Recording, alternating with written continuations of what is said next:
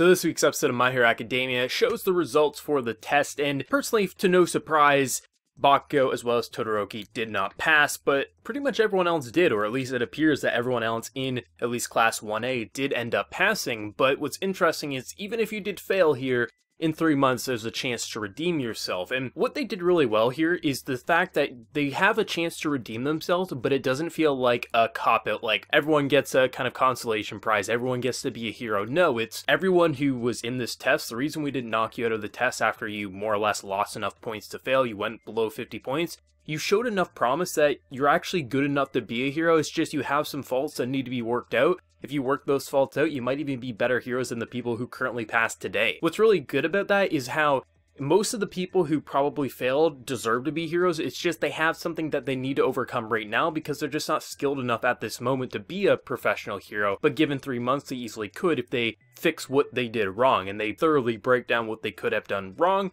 So that's pretty nice. And to no surprise, you're looking at how characters are reacting. You got Todoroki kind of being pretty cool, calm, and collected. Even when someone's approaching him saying like, hey, I messed up, I started the fight, he's saying like, no, it's cool. Because of you, I actually was able to confront what I was running from.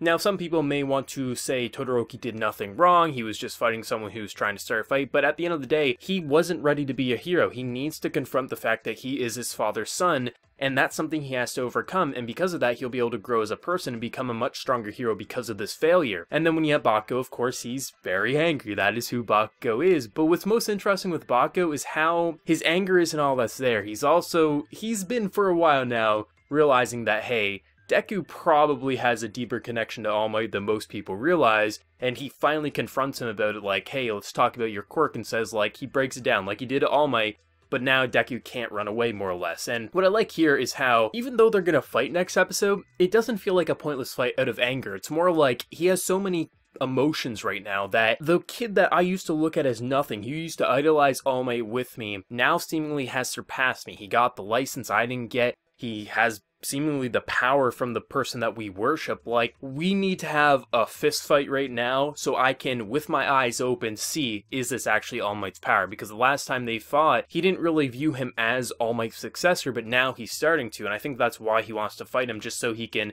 well, for one, just punch his face in because he is a little pissed off, but at the same time, really kind of understand, like, and feel it, like, is this actually All Might's power? And I think that's important. I think that's why in the preview, Deku says he's the only one who could understand Bakugo's feelings right now, because he understands what he's going through. And I don't think they're going to come out as best friends after this fight. However, I do see them coming to a better understanding, and Bakugo won't more or less despise Deku the same way. Bakugo has grown a hell of a lot since Season 1, and I think this is going to be really great development for him. And I think this failure for this exam is also going to be really good. Not to mention Mineta, I gotta say in this episode, he was so happy that the hierarchy was about to be destroyed, and he was just like, you know, Todoroki, you don't gotta take the exam, you can just kind of sit out here.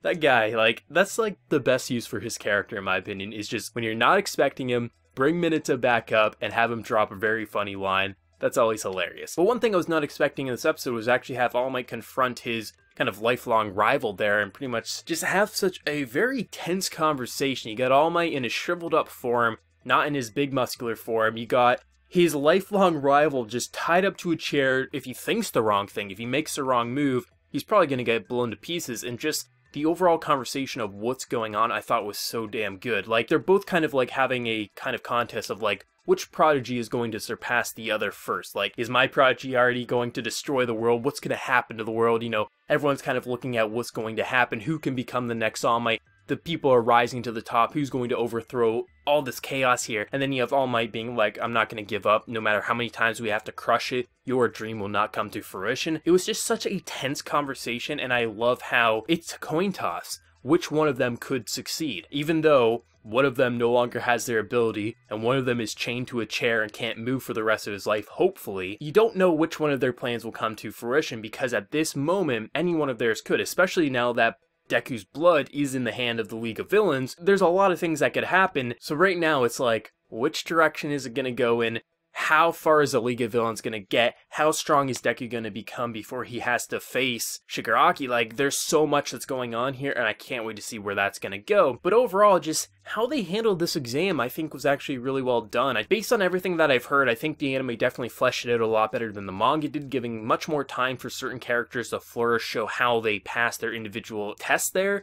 And I think that's important. Like, this arc overall, like, we still have a couple episodes left before the season wraps up, had a lot of very good character-driven moments. It had some fun action moments, but at the end of the day, I think this was very important. It didn't feel like a training arc. It didn't feel like a test arc. It felt like a characterization arc. We're really seeing, you know, I think Todoroki and Bakugo are sealing the show near the end of this arc because of their failure and how this thrusts them into the spotlight, so they have to grow and kind of overcome their kind of obstacles. Bakugo's anger, realizing that he can't just always be headstrong and kind of insult people randomly. He actually does have to act like a hero and really kind of tone down on that anger at times, with Todoroki kind of having to accept that he is his father's son, and he has to kind of confront that and be able to work together, even with his father, probably, to overcome that obstacle. But with Deku, like, it's no surprise he would pass, but he still has so much to learn and grow, and I think Deku is like the perfect example of how to do like a shonen main character where he's growing at a steady pace, he is becoming incredibly overpowered in certain ways, and at times he does feel like All Might, but there's like a gradual growth to that. He's not One Punch Man like, you know, All Might is. He takes a while to get there, and I think that's so important, and next week's fight is going to be amazing. The worst thing I could say with this episode is how we have to wait till next week to see how that fight's going to go down, if it's going to end in a draw. Like, there's so many ways that that could go. Like, obviously this episode probably won't blow you away more often than not with animation. It was much more of a standing still sort of episode, but still, you know, it looked pretty good. It had its funny moments here, especially with Mineta and some of the over-exaggerated facial reactions, but seriously, good episode of My Hero Academia. Excited to see how episode 23 is going to look.